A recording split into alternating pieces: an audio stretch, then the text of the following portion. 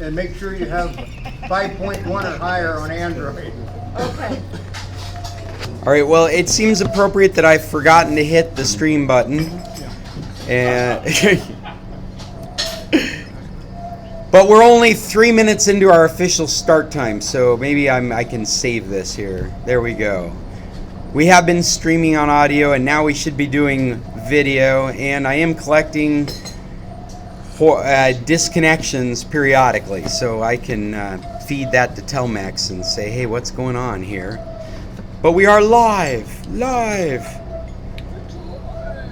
no curtains. We have no curtains. That's okay, y'all look beautiful. Except you guys are tilted here. Okay, so what we've been talking about is this Android TV idea. And I'm going to dial it back a second, and then I'm going to get into some more details. But essentially, the easiest way to think about this is if you've seen the Fire Stick or a Roku, this is on the same level as that. And what's impressive to me is this is about $30 cheaper than the Roku box equivalent. And if you pulled this out, you found a lot more versatility than you would find in a Roku. There's 2 USB ports that are on it. There's a micro SD card reader in it, so you can add more storage to it. Something you can't do to any Roku is add more storage to it. It's got an HDMI out. It's got a Ethernet cable. And if you are going to be, this is a 4K streamer. I don't have a 4K TV, but it has the processing power to stream 4K video if you have the speed. If you're getting into 4K, you're going to want an Ethernet connection, because any blip in the Wi-Fi is going to end up resulting in a poor quality experience when you use it. It's got an optical out for audio, but it's also got the red, white, and yellow, the component video connector. And what I've discovered with this box is it runs simultaneously. So I was able to connect the HDMI with an adapter to just a computer monitor, and I was able to plug my speakers right into this other, and they were running at the same time. There was no issue with the audio. So it's a very versatile box. Because you can't get speakers hooked to a lot of TVs anymore, right? Because unless you put them to a receiver. Yeah. Well, I can't get sound on my TV, so I had to. My TV I bought last year has a Bluetooth out, so I could Bluetooth it to Actually, a lot of speakers. them have that other component too that's Yeah. trouble with. Oh, and the optical. They have an optical Yeah. out on many of the TVs. That's the best to use, the optical. Yeah. Mhm. The Vizio soundbar is the best. Comes with a Scott, can you subwoofer. is the Mac accessible on that thing? MACH? The MAC address? Like, do I know it? Is that what you're So, I saying? mean, can that, like Roku has Mach? No. Does that have Mach? Oh, Okay. wait, they don't have a version of Mach for Android. Not yet. Okay. Okay. What was the other one we were talking about the other day? There was another one that somebody brought up. Gary's not here. He was the one that brought it up. Are you talking about the IPTV? Another IPTV. Yeah, they're running a free 24-hour. But do you remember there was another, like a Mach? There was a name for it, and I've forgotten the name of it. Wow, there's all sorts of them. I guess Scott was setting people up on that as well recently because there was problems with Mach. What was the name of it? Does anybody remember? Well, it's a good thing we all get together to help each other. Took a week off. I've forgotten everything. Are you talking about IPTV for less? No, actually I hadn't heard of that. All right, IPTV number 4 less. They'll give you a free 24-hour test. You can do it, and For Roku? for any of the boxes. That support For the IPTV. mostly the mags, the AVOV, or an STB emulator for Android devices. I'm quickly looking through our last topics, trying to remember the name of the software, because IPTV Lite. Yeah, Lite. They have that one too. Oh, and that's a KODI add-on. That's not what I'm That thinking. gives Huh. you a free, the IPTV Lite gives you a free 24-hour also. Well, okay, going back to this for a moment, I've become this KODI nut all of a sudden. I've got it installed in my laptop. I installed it in the TV or the computer we have behind our entertainment center. I installed it in my buddy Sid's laptop before he left. And what really got me excited about it was the exodus that you guys tell me is going to stop doing. They're going. Fortunately, I found another thing to get really excited about, KODI. I found a video on YouTube that told you how to take advantage of the TV and movie features in the KODI software, where you could point it to servers out there online, and it will propagate all the information about videos and TV shows and music videos. So I'm obviously all over the place here, and I know some of you are wondering what I'm talking about. Where to start? I'm just so excited about this. See, I'm so glad you guys turned me on to this. I'm glad I've spent some real time getting to know it. How happy your wife? She just voted. We decided you need a life. Yeah. She just likes being able to find something. And that's been really cool, is to be able to go down a list of movies. And this Exodus plugin, what this is about is being able to take a database like the Internet Movie Database, the IMDb database. Have you guys heard of that? Are you familiar? I've started talking about KODI to so many people that at least Mexicans are very confused by what IMDb is. And I always think of just, doesn't everybody know it? What is it? The Internet Movie Database. I've been hooked for years. Yeah. Me For too. years. It's been around since the beginning of the internet. No, Amazon bought it, changed it for a little bit, but then they changed it back.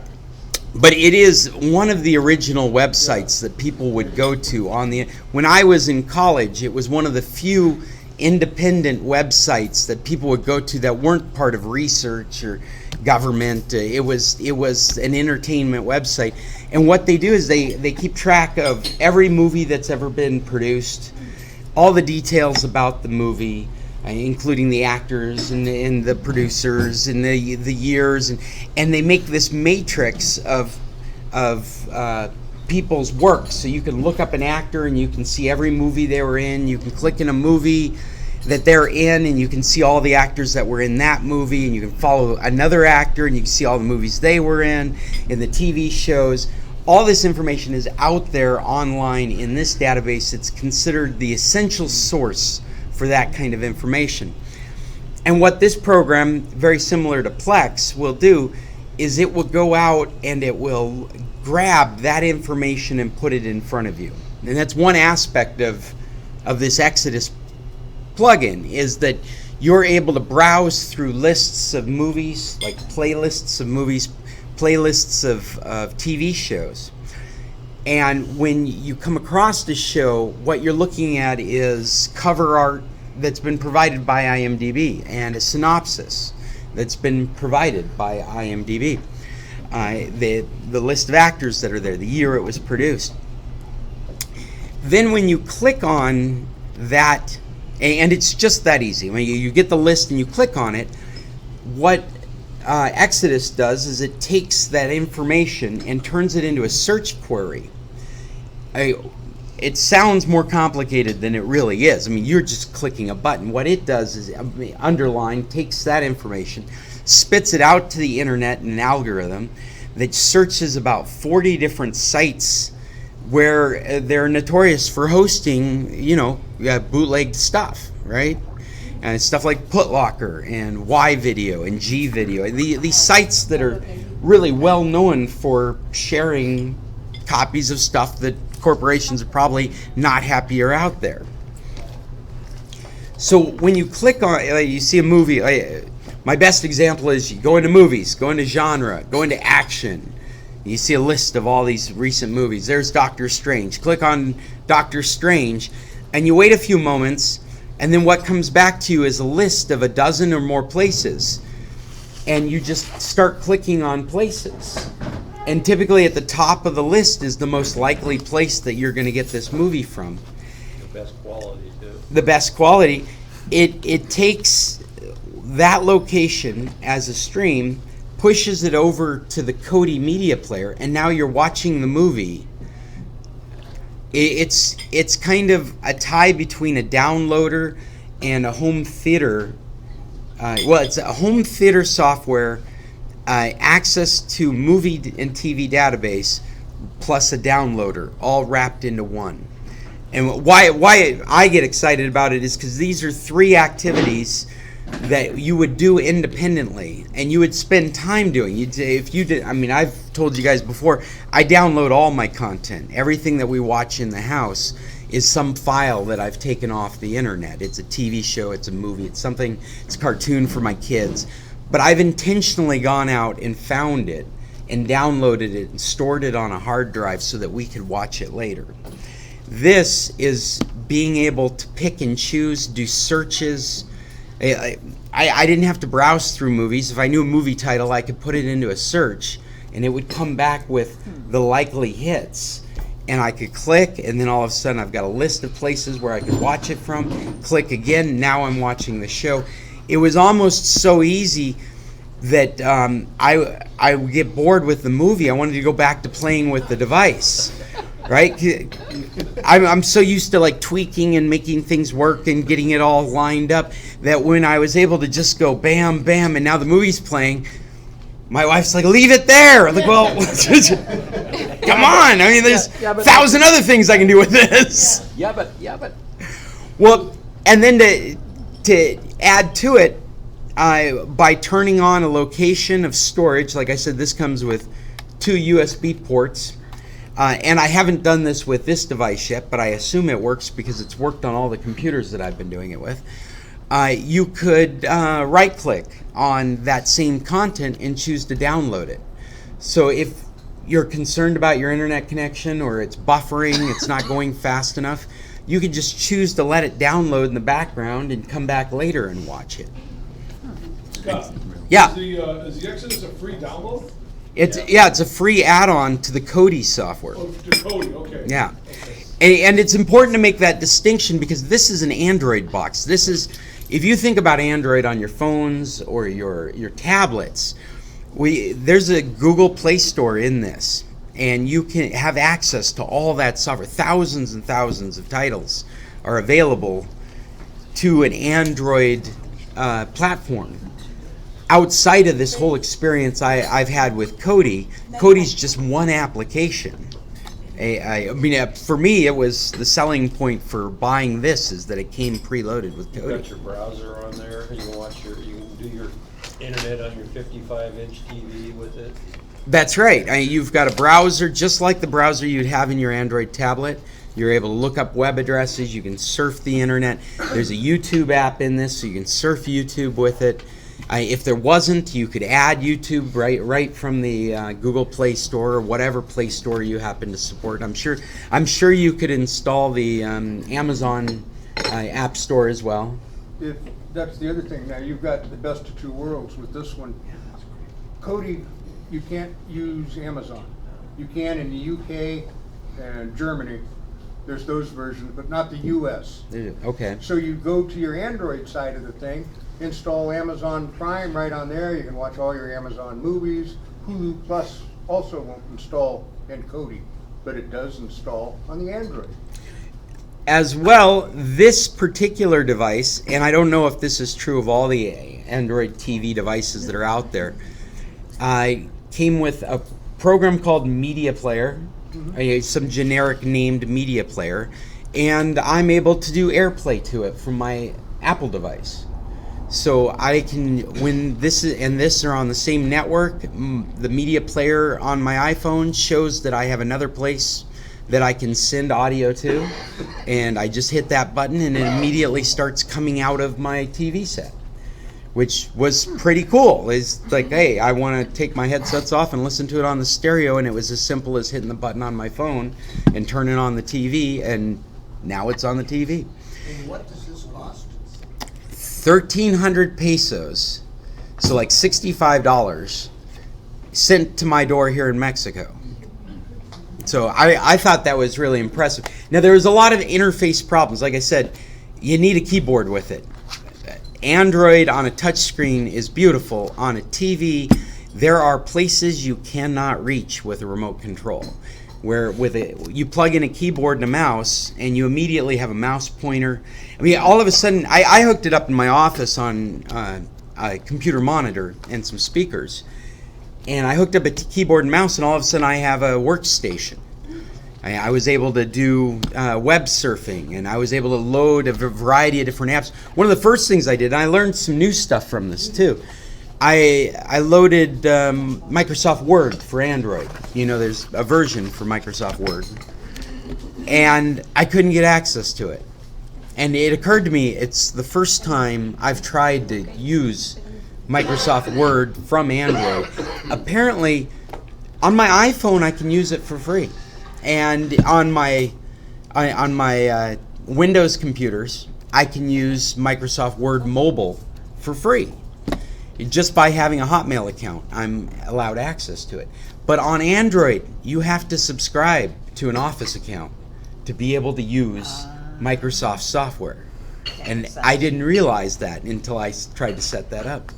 Another thing that I mean, it was such a workstation environment when I plugged in the keyboard right there at my desk. I'm like, well, let's turn it into a productivity tool.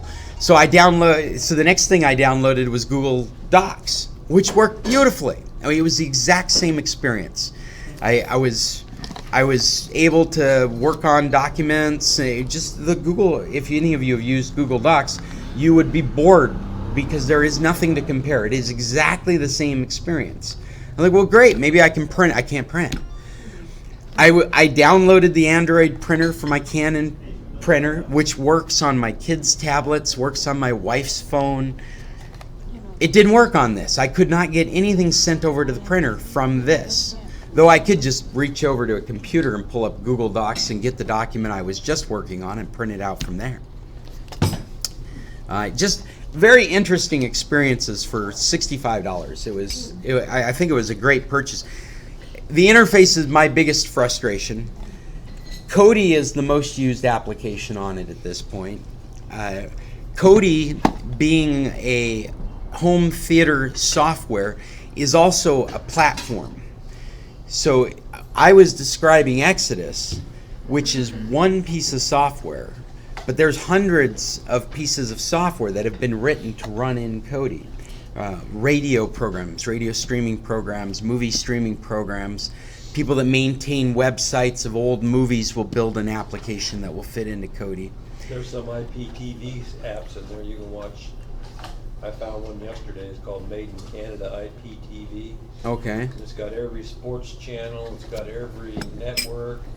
You know, I just started to play with it, so I haven't figured it totally out yet. But Well, that's definitely the part where I haven't gotten to yet is live TV. I haven't found any good, and I'm surprised to hear that Mock TV isn't available on it, because that would make it even more ideal if you could install that.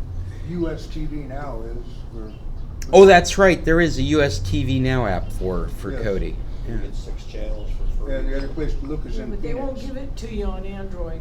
They'll only give it to you on your On your your computer. computer. Which one?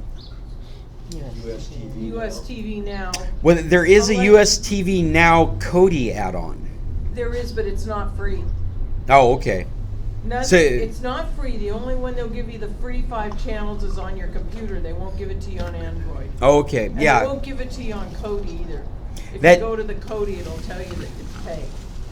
Well, that kind of makes sense, because there's a lot of apps like that. The problem is, it's not strong enough, so as soon as there's something big on TV, It starts to we fall tried to apart. get the Super Bowl on down there in Guayabitos on the TV on the laptop. Yeah, there's just too many people, and then everybody wants it free, and it just goes crazy. Who did you get this box from? Amazon. Oh, you got it from Amazon. I bought it from Amazon.mx. Okay. If you guys are looking for anything, I'm just constantly preaching Amazon. They've got a huge inventory of stuff that's available here in Mexico. They can typically get any of that stuff to you in under 2 weeks. Like I was expecting a 2 week delay, and it came to me in less than 5 days. It was very impressive. Yeah. Remember last year I told you about, and everybody, about the printer sale that Walmart had for 350 Yep. pesos, scanner, printer and everything? Right. You couldn't get the ink because they had so many printers. And every time I went there to get a refill on the cartridge, you could not get the ink. Right. But if I went through Amazon MX, there's no problem. I was gonna say you were the one that prompted me to go into Amazon and buy, because my kid had some projects that needed to be done, and I couldn't. We didn't have a printer in the house. I'm like, well, Paul was talking about a $35 printer at Walmart. Let's go see it. And sure enough, yeah, I bought it too. I bought a Canon. bought it. Was it Canon? How is it? Yeah. It's I haven't installed it yet. My other one's still working. it's good enough. I have to say one of the things that's a drawback is that it has a limited print. There's like a physical margin on the print, so you stick stuff on the glass to photocopy, and there's like this quarter inch margin that doesn't get printed out. So I'm always having to think about that if I'm doing a copy, but it's good enough. And for $35. Before you copy it? Okay. Well, yeah, and that's what you end up doing is you end up just making allowances for that margin, because no matter what you do, there's this margin of white around everything you print. Or It's for the grippers but it's been a great printer for $35. I mean, I paid like what 700 pesos for it, something like that. The ink was the same price as the printer, which is okay if it's a $35 printer. And you're absolutely right. I went on Amazon. I actually at Sam's Club they had color cartridges for that printer. For a while, they were like selling them out of stock, and so I grabbed some color cartridges there, and then I got on Amazon and bought some black cartridges, and they were the same price shipped to Mexico as they would be if I bought them in the States shipped to my door and had somebody bring them down. One thing I'll mention, if you buy a Mexican printer, you're not gonna find ink in the United States. No, you gotta buy the ink down here. Really? If it's Hewlett Packard. Well, that's very common, and even technical support. If you're looking for printers or computers, if you buy this stuff down here, you really are dealing with Latin American designated equipment. It was built and intended for Latin America, and so you end up dealing with support issues through the Latin America website, and buying supplies. You deal with Latin America. Most American printers you can get ink for down here. You may have to go someplace like JG's and they'll order it for you because they've got some supplier that will supply those cartridges for them. Yeah, Donna has a question. Donna has a question. Oh, I'm so glad to be back, Scott. I brought my computers with me this time, Okay. and I was scammed in January for the fifth time. Oh, it's not a question. This is a story. Tell us what happened. Okay, I'll make it short. Anyway, I'm locked out of my computer. I walked away or walked out of the house without my address book that has all my passwords in it. And because I got scammed, I had to rearrange everything on here. So I'm locked out of my computer. Plus I have other issues.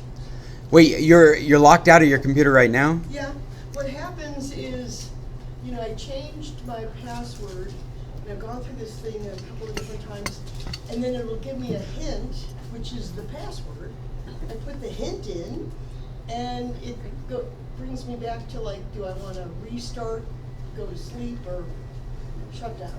And I cannot get into it. And it was running really slow before Yeah. all the stuff. Is it a Macintosh? Yeah. Okay, because it looks like a Macintosh from here. Now, that might be a little bit of an issue. We may have to go to a restore function to try and get the system's admin password back, but it is possible. Okay, yeah. What I've recently learned is that if you have a Windows 10 if you have a Windows 10 computer and it's associated with your Microsoft Services account, you can use your Microsoft Services account to get you back in your computer. So you can go to another computer and sign into your Hotmail account and tell them that you have lost the password to your computer, and it will help you get back into your actual computer in front of you. Slightly different than if you lost your Hotmail account. No, you lost your password to your Hotmail account. At the moment, I don't know of Apple doing anything like that on the Macintosh side, so we have to do some like standard system admin stuff to get into it, I think. I mean, if they say it can't be done, I've done it. You know, it doesn't, and I don't know how I do it. But I've got other issues. So you didn't get scammed, you just got locked out on your own, basically, right? Well, no, somebody, you know, used my credit card, and I had to go and get a new credit card, and then go back in and change all these passwords and blah, blah, blah. Oh, okay. And I was fine. So it wasn't one of those things where we shut down the computer unless you pay us $300? Oh, no, no. Okay. This is Oh, good, my good. password, Yeah, and okay, I've okay, changed okay. it so many times, I don't know which one it is anymore. Gonna have a restore function in it. I don't know. Oh, yeah. I don't know. I've tried these. What is this? The list. Oh. Yeah, you know, as Address book. as technological as we've become, I still recommend people keep a list. The list in your pocket is much more secure than using the same password everywhere or putting your passwords out there. And probably the step above that I still have never adopted to, but people, security experts swear by, is find a really good password manager and keep a master key password. I tried that. We had one online. Can I give a suggestion? I've done something on passwords. It's just- Oh, man. Sounds and then you lose complicated, the but phone. it's not. And you didn't Go ahead, know. Gary. Okay. What I do is that if I'm gonna go on Wells Fargo, okay? I take the vowels and it's A-E-I-O-U. And above the numbers, let's say I start at 3, whatever this 4 is, that's my E. Okay. So I do 4, shift 4. Now I have a stupid letter or number, and I have a stupid symbol. And I do a capital on. Is everybody whatever- getting how to get into Gary's stuff? Everybody's got that, right? Capital, Stupid ones. Capital W. Now I have a capital. Okay. So, and then I put a word, any word you want in there, Okay. and make it enough letters so that you gotta cover this 12 to 18 to 34,000 that they do sometimes. And then I finish with the same 2 and shift 2. Okay, so that's my formula, and now I can look at any website that I'm gonna do, and I know exactly what my password is, but it's different for each one. Not every one, because if something else starts in W and ends in E, or Yeah. has an E, it doesn't work. But, and then I do the same thing with username. Write it down. I just use that W, and then I put a word in there, and I put some letters or some You numbers. don't have to write this down? Once you, Well, I think what you're describing, and a lot of us do this kind of thing, is you have a standard formula for making a password. And so you've come up with this way that satisfies that security criteria. It's like I'm always putting this letter in my formula is always going to be a capital letter. This is where I always put a number. This is, and then your formula includes things like, well, what website am I on? Who am I at this website? Things like that. And so you make up your own formula in your head, and then you apply that. Now, this is a good and bad thing because it makes it easy for you to remember your passwords wherever you might be. At the same time, if you were to be targeted, that we have pattern recognition now, right? And so it would be possible for a program to determine your patterns and apply them across your services. In general, it's a very good, secure way to be, but very specifically, it wouldn't, Donald Trump's Twitter account shouldn't use a formula. the NSA, It's crazy, Yeah. it doesn't matter. but it's an unusual pattern, I think, I don't know. Mm. That's good. Okay. Okay, so you gotta come up with your own. You know, on my iPhone, I was able to find a thing on here that if you forgot your Apple ID password, there's actually even a little video that'll show you how to reset it. The Apple ID, that's right. Yeah, so Yeah, that's you what, told me about But- this yesterday. yeah. But she's actually not able to get into her computer. Yeah, but this says if you have any issues signing in with your Apple ID password, that would Right. be on a Mac too. Right. Yeah. The Apple ID password is your Apple Services account, whereas it's her local account, her computer, that she can't get into. Well, usually, if you They're- have they're the not same, the same. same account, you can go in with your email address. On your Macintosh, you Right. can sign in with your email address. Yes. You can sign in on something else and go in and change your password For your computer. I think so. I mean, that's what this seems to say. To reset you can reset your Because password. when you say Apple ID, it's important to make the distinction because it didn't exist until Windows 10. Windows 10 was the first operating system where we associated an operating system's access with a services account that's out there on the internet. Macintosh hasn't done that yet. The Apple ID is what gives you access to iTunes purchases. It's what allows you to share your passwords from your phone to your Macintosh to your iPad, so you can log into the same services without having to remember those passwords. It's a sharing keychains. It allows you access to the iCloud, so that you can have files that show up on your iPad, on your iPhone, on your computer. But what it doesn't do is it doesn't let you into the computer. Just like you have a PIN, like imagine your phone there, you have a PIN you go through to get in, right? You type in like a 4-character PIN. Yeah. Your Apple ID would not give you back that PIN. Wouldn't be in services. No. And it would be interesting if they go that route like Microsoft has, but so far I'm not aware of them doing anything like that. Now, one thing you could do is if you had access to one device, you might be able to change, Well, that's what I'm thinking. that you can change your Apple ID password. You could change passwords across services. Like you could change your Hotmail password, right? And that would go across your devices. But the actual access of the device, I don't think they have a way to do that. But they do have fingerprinting now. So I like. Be careful with that one. You buy something like that, if you have your Touch ID. I mean, I was on the phone, well, I was on chat for like a half an hour going, I didn't mean to do this. This was operator error. My finger landed on there and it bought Wow. like that. A new Cadillac. No, it was only $3.08, but it was principal. Right? Yeah, no, it shouldn't. You know, it was really quick. That's a great story. Yeah, it was really quick. Change the subject. Did you know you can get Amazon Prime in Mexico now? PrimeVideo.com.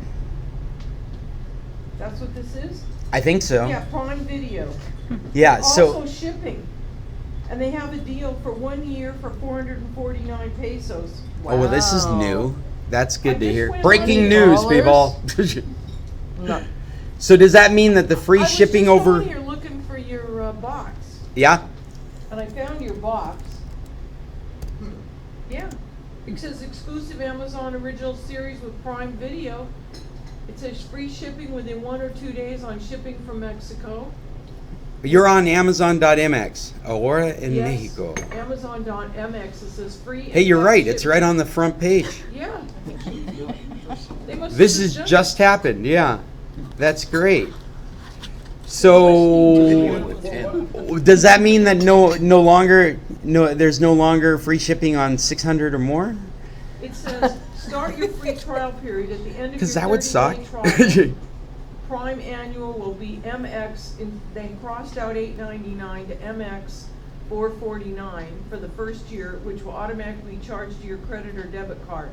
You can exit the program anytime. It just says, plus enjoy access to exclusive Amazon originals. But it has the shipping.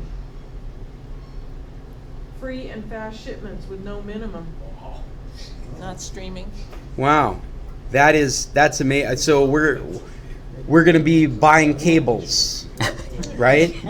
Yep. Yeah, I mean, hygiene products. We're gonna be buying dishwasher soap. We're gonna all through Amazon now. Now I wonder. Here. Well, this will be a great topic for next week. I want to know if my Amazon Prime in the States is applicable to my Amazon Prime in Mexico. In the States, the UPS guys are now just like Santa Claus. Yes. Right. They just come every day's Christmas. It's just It's probably gonna be delivered by a drone. Did you see Ford's concept car for deliveries? Yes. That was amazing. It's like a panel van that's automated with drones that will come off the roof and grab packages. I saw that. Like bees pollinating. They leave this vehicle with packages and come back in the neighborhood. It's Ford. Ford's concept car. Yeah. Have to wear helmets, just walk down the street. Yeah. Well, in this new world that we've gone into politically, we could probably walk down the street with shotguns, taking out drones. That's- It'll be raining Christmas presents. I was gonna say that the lady on the on the internet Well, now that it's brought a one driverless down bus. is annoyed at somebody's drone. Yeah. So she nailed it with a It's got- shotgun. Yeah, I saw that. Hard molded seats in it. I thought the least they could do is make it comfortable. Yes. Dumb drones. How does that box compare to the MAG 254? I have no idea. Somebody was with I know video. Linda has MAG 254. Just brought her down with a 12 gauge. Hey, Linda. What? You have a Mag 254 box? Yes. How does the stats on this compare to something like that? I know nothing about the Well, Mag there's 254. really- there isn't any. Is it an Android-based box? You get the internet on it. But it's not Android? No. Okay. I So, believe it's really. I think it's really based off of. I don't know what it's based off of. I was thinking it was really based off of. It might be Android, but do you have access to the Google Play Store? not unless you go to the internet. So, No, definite maybe. no, it's not Android. It's not Android. No, Okay. it's really it's really for the IPTV. Okay. Although That's they have first and other foremost. stuff in it. Although, and it depends on the person. We were supposed to get recording. The box has two USB ports in it.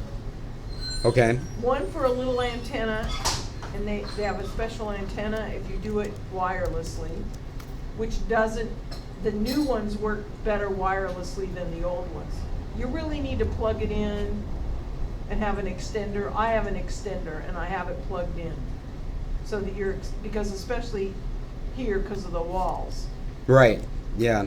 So, it's really, and the Mag 254 is the one they use for IPTV.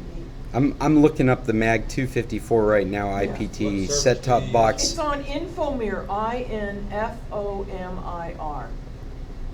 Well, That's where you get it from. it's here on Amazon. Well, it's better to buy it directly from them. How much is it?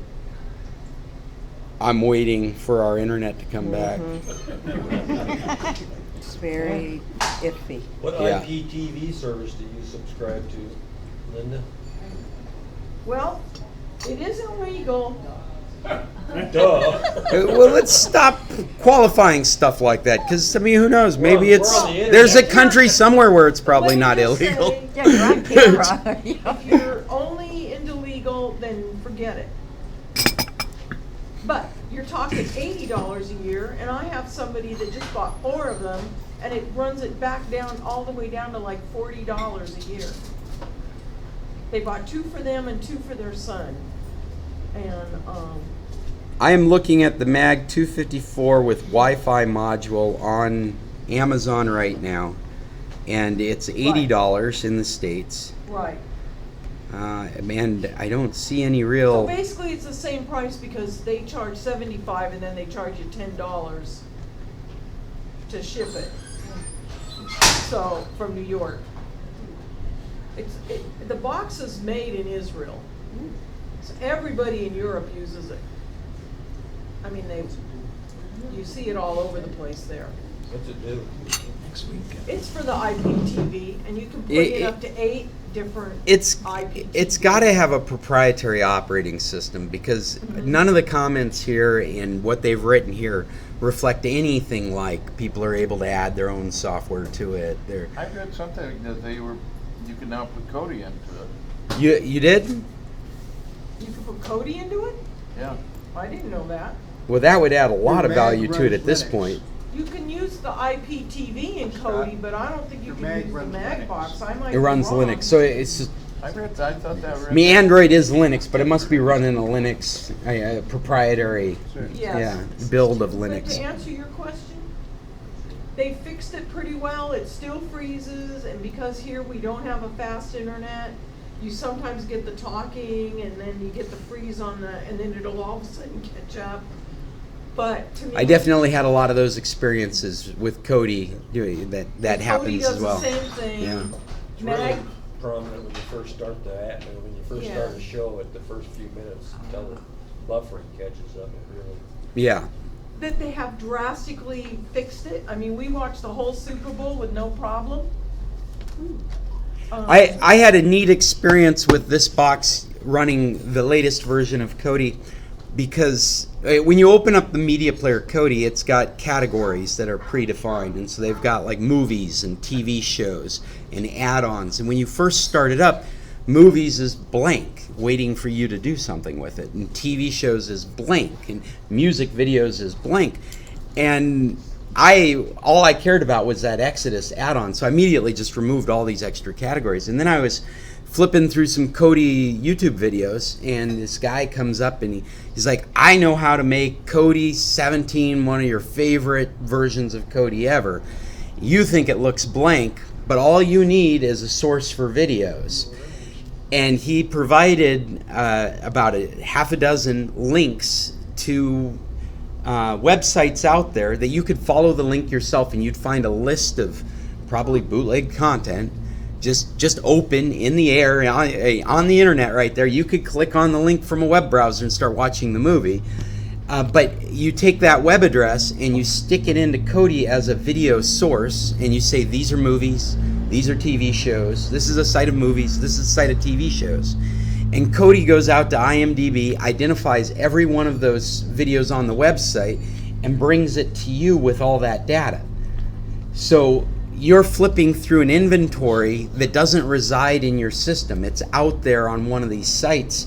It's been beautified by IMDb, so it's very natural to flip through it, kind of like a Netflix experience. Have you tried it? Well, Yeah, let me explain yeah. to you one thing. On the movies, they come every Tuesday. They've got the movies that are right on the movie. That's a movie theater. You don't have to download them. You don't have to get them. You just go to the movie section, and then you have the TV section. You got English movies, Spanish movies, At the Wymus whatever Theater. you want, The all categorized. The disappointing experience I had in that respect with KODI was that the latest movies, the movies that are at the movie theaters, are the bootleg cam videos, poor quality. like it's so obvious this is not legitimate when you're looking at things that are absolutely in the movie theater right now. And TV shows that were out last night may not be already out there. I mean, you can see them listed, but you may not be able to get them downloaded until the day after. I've never had a problem with Usually an hour. Yeah, usually an hour. Usually by Maybe it's my maybe it's by my the- taste. Most of the It's next day, 'cause I do eclectic watch shows. If you're a series watcher like Blacklist or whatever you watch, General Hospital. Yeah. If it's on the TV Tuesday, by Wednesday it should be available for the latest episode. Scott, there's a lot of movies that aren't on Netflix, right? Netflix. Say like an old Orson Welles or something like Mm-hmm. that. Are you saying that you go on Internet Movie Database and then this other site and find that movie out there? I'm saying through the same interface that you use to watch movies, you find movies. So if you were looking for a movie, you would go to KODI and you'd search through the movies, whatever plugin you're using. Exodus is the one I've been using. It's the most popular one, but they have a search. In fact, I did this with a buddy of mine yesterday. He's like, really, what? I know this movie. What was it? The Hill. I don't know if you guys have heard it. He said it's an awesome movie. You can't find it anywhere. It's really difficult to track down.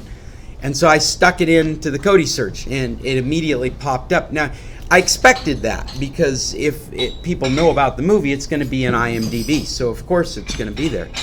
But then I clicked on it, wondering what was going to happen next since he said it was so hard to find. And sure enough, it went out. It searched about 40 different cloud providers and came across the video and provided me with a list of different places that I could click and start streaming it right to the media player. It's amazingly powerful as a tool as far as this kind of content goes. I think the Android TV interface and the KODI interface were more hurdles than the actual doing that stuff. Actually finding content, watching content was pretty easy. What I had trouble with things like where's a right mouse button? Like I said, the keyboard and mouse I think are just a natural. You have to add it to this kind of device because you find yourself with a remote control in hand and you can't get at something. It won't do something you need it to do. And if you have the keyboard and mouse handy, then it's a simple activity. The same box you would use for Netflix because you can install Netflix on it because it's an Android device. So you can realistically have all the. We were talking about Amazon Prime.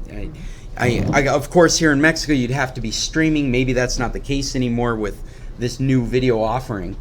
But up until today, if you wanted to use Amazon Prime Video, you had to have a VPN to the States. But if you had that, you could have Prime in there, you could have your Netflix in there, you have your Hulu in there, as well as running KODI right beside it. I went on a site the other day, and for a while it worked. I don't know, it was free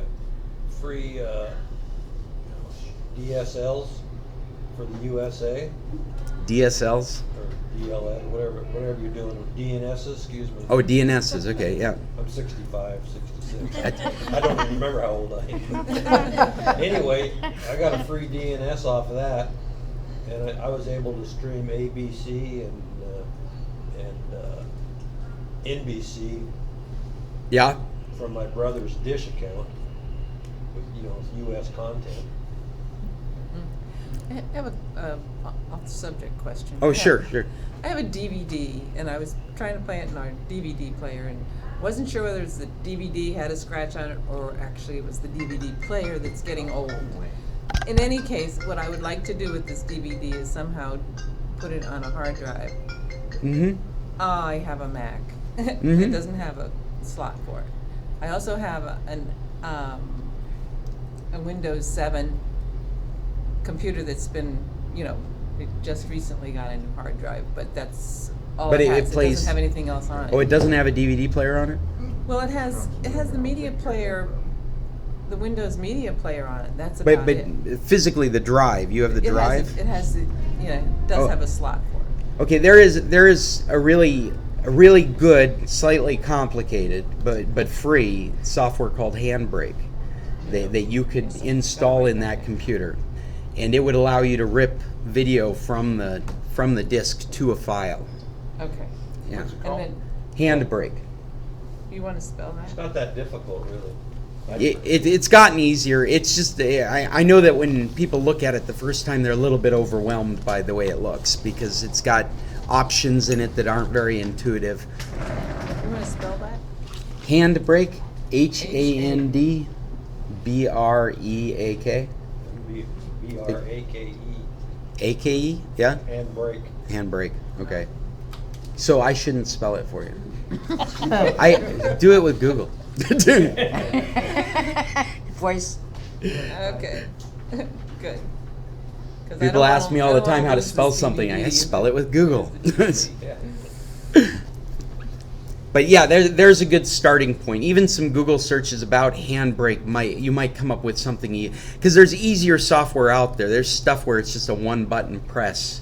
Nero used to have that kind of thing, but I had DVD I don't know if they creator still one do time. it. They Yeah. got out of business or what?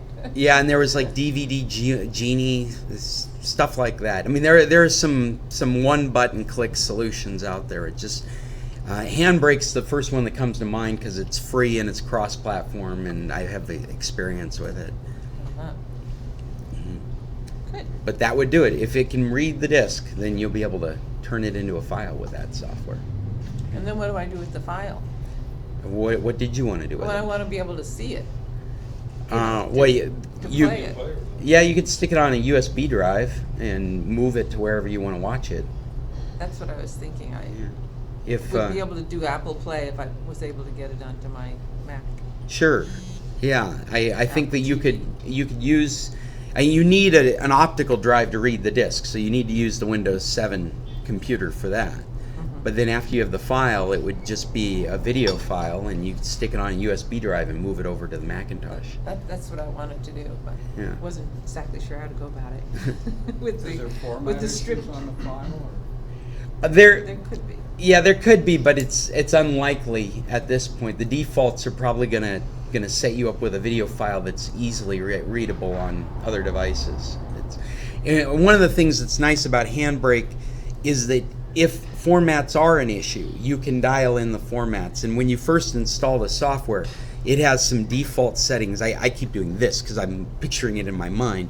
They've got the recording interface on one side, and in this column to the right, they list these different settings, like if you're going to put it on an iPad or an iPhone, and the idea is to create not a general video file, but to tailor the video file's quality to meet the device it's going to be put on. You can also format it to a different, if you got a video that won't play on your computer, you can run it through Handbrake and convert it to a MP4 or That's right. Say you've got some archaic video format, you can use Handbrake to change it to a more common video format. Oh. Yeah. But I think you would be okay if it was converted and saved as an MP4, an AVI, or a MOV. There's so many common formats now that are read that I don't think it would be hard to get the right format. Where you'd have like if you were to put it on a stick and stick it into USB of a Roku, then you might want to take a moment and look at all the file formats that Roku supports just to make sure you're within that group. Whereas if you're going to put it in a stick and put it in your other computer, it's hard to imagine you're going to have a problem reading it. Well, and the catch-all with the computer is download VLC. The VLC media player reads every file format you could imagine. D as in dog. V as in Victor. Oh, V as in Victor. Yeah. V, L as in lion. C as in Charlie.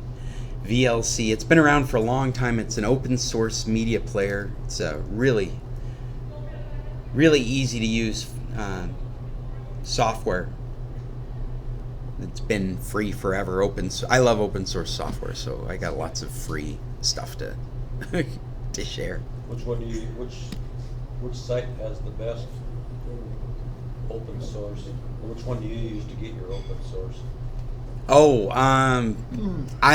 you know what? I don't approach it like that. I approach when I'm looking for something, I'm trying to solve a problem, and then when I'm looking at software solutions, then I gravitate towards open source first, and then walk it back to paid software. I'm always looking for an open source. So one of the sites I do find myself using a lot is alternate2.net, where you can put in a piece of software and it will spit you back alternative software that's similar. So like if you're looking for a Photoshop alternative, I think it's called alternate2.net is the website. So you put in Photoshop and it would come back with a list of different programs that work similar to Photoshop. And then you can sort that list by license. So you can sort by open source license or freemium. You guys have heard that term before, where it's free to a certain point, and then maybe you'll buy extras for it. All right, I've got a strange one. Okay. It's an Android. I'm trying to send a note through Yahoo on Chrome, right? And it keeps coming up Malaysia. Yahoo Malaysia. He told us 2 weeks ago to get rid of Yahoo. I was just going to say I'm that. stuck with it. Right now I'm stuck with it. And all I want to do is just send this one little.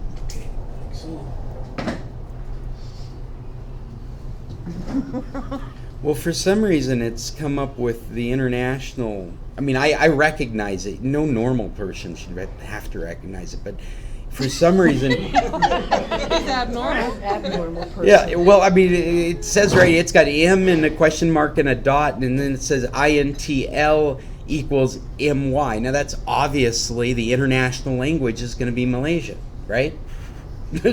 See, no normal person should need to know that. I just don't know why it's doing that. I wonder if we just rip that off the end and go log in, if it'll default to Malaysia again.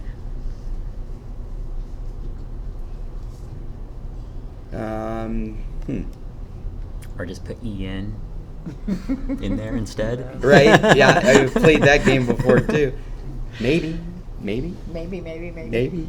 Now it just has an Oh M. God, my password. You'll definitely need that. Never mind. You know, going back to the get out of Yahoo topic, if you're really having trouble finding your password, I know 1 billion accounts that have been shared online. Yeah. So you could probably just search Google for your Go email. through the billion. Yeah, and you'll find your password. I did want to bring up a topic on that note. Did you guys hear about the teddy bear hacking? No. You haven't heard about it? I thought it was a great topic to bring up. Once again, a child's toy has released millions of people's privacy information. Why isn't it in my list? I put it in my... There it is. Teddy bear attacks. There it is. I got it. Yeah. It is a voice teddy bear that allows you to set up a service. Maybe it's a gift from a grandparent to a grandchild, and it allows the grandchild to have conversations with her bear. I said her because I have daughters. And the conversations go to the grandparent, and they're able to talk back. And so the bear is having this constant communication with... That's creepy. What? I'm sorry. Right from the start. Thank you. It is very creepy. Is creepy. I used to talk to my teddy bear. before Apparently it wasn't. I still do. Yeah, but did it talk back to you? In your grandma's voice? Some days. But, so, yeah, 2 million voice recordings of children and their parents were exposed. 820,000 user accounts have been exposed. That includes things like email addresses, shipping addresses, all through this. And this is another example of the Internet of Things and how they're doing a lousy job. They're doing a great job of spitting this stuff out, but a lousy job of securing it in the first place. And it's really reminiscent of when we all started getting into computers back with like Windows 95. And there was no real security because we really didn't need security at the time. And so all of a sudden your computers start getting compromised and Microsoft's scrambling around trying to plug all these holes in their operating system. We're doing the same thing with this Internet. Ironically, we have security cameras that are insecure, right? Did you Like, see? you can't remember your Yahoo password, but some stranger is watching you in the bedroom on your security camera, not right? anymore. I'm tape.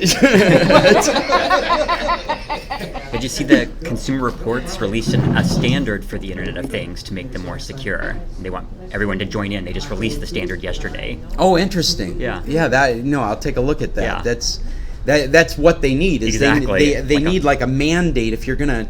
We need to start holding these people legally accountable for the products that they're putting out there because normal people don't understand the security implications. Well, the beauty of open source community projects is it's going to be hard to kill a project like that, right? If there's one group that's making money off of it, it's not hard for a corporation to go after it. But if it's an open community of developers, It's they can shut, it's kind of like stomping on ants. They can stop them over here, but they're going to show up over there. Put tape on your camera and on your smart TV. Well, one thing that came out of that article that I was reading, I had forgotten all about this website. Have I been pwned? Which your Yahoo, my joke about your Yahoo account made me think of that. Pwned is a terminology. It's a millennial term. It's a misspelling of owned, and it happens. And its history is playing multi-user video games online, and you've wailed on somebody. You've nailed them with a gun or something. You've just taken them out, and you're trying to type "I owned you," and you accidentally write "I pwned you." Because you hit the P instead of the O, and it became a thing, and now it's an internet thing. But the website is Have I Been Pwned, and pwned is spelled as owned, but with a P instead of an O, .com, and you can type your email address in there, and it will tell you all the different places that you've been compromised. Where phones are now. Ironically, my Hotmail account, I found 4 different places where it had been compromised, and they have the history and the details of the compromise. PWNED?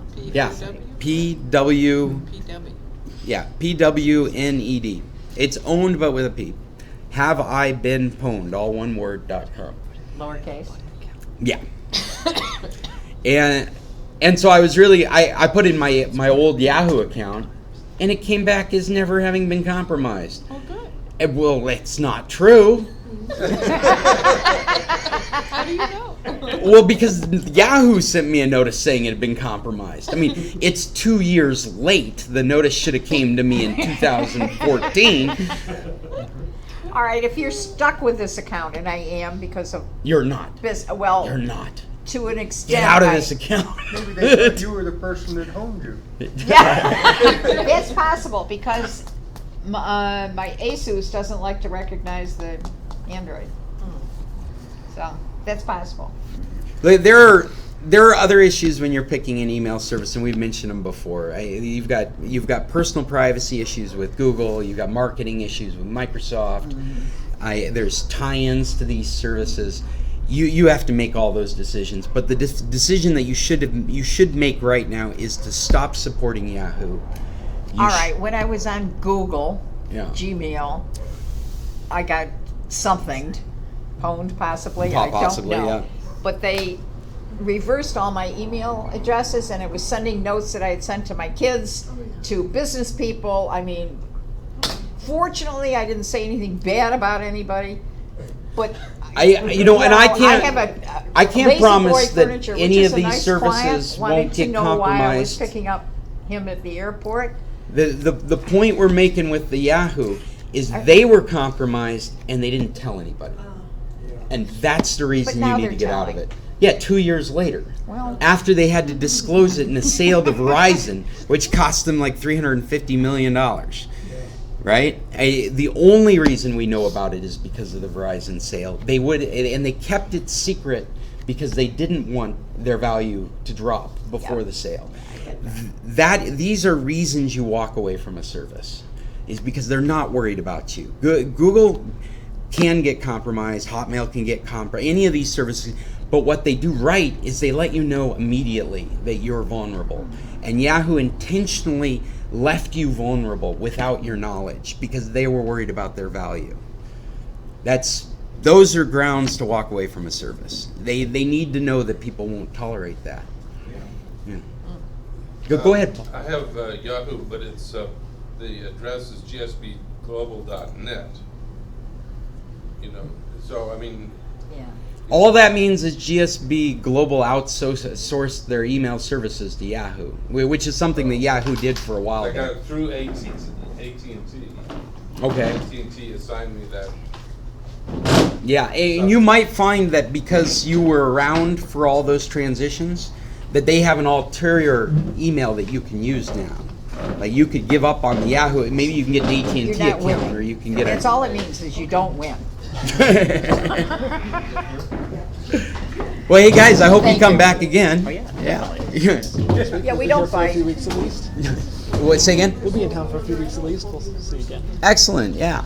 Every Tuesday, 9:15. Sometimes I'm Are you better enjoying organized. Are you enjoying San Carlos? Oh yeah. Oh definitely. Good. Yeah. Well, you said you've been coming for about 10 years now. Yeah. Is that right? Yep. Oh, well That's then neat. you know. Do you normally Every stay for time just a it's few new. weeks? Yeah. There's a Where are you little guys change originally every from? year. It's slow, but Denver? yeah, it changes. Okay. Yep. Yep.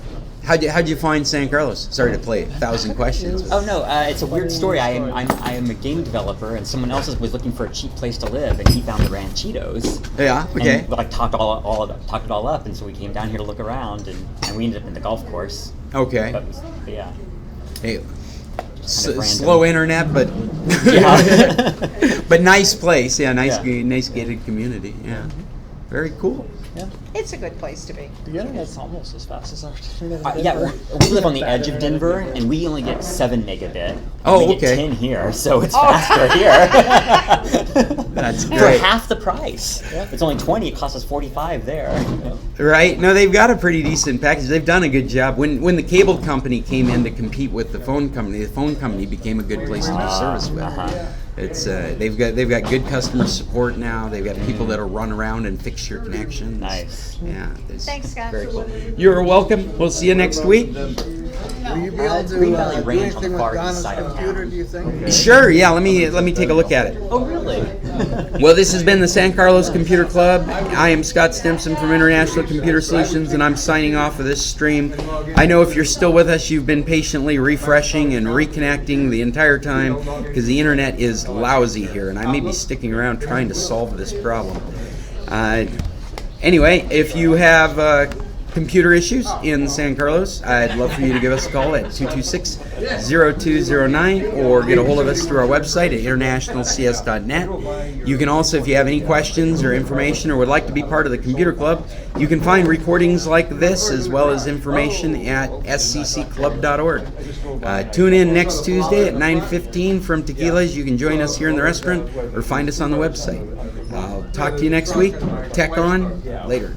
I got a new Samsung DVD player. Cobblestone in the front and It had everything.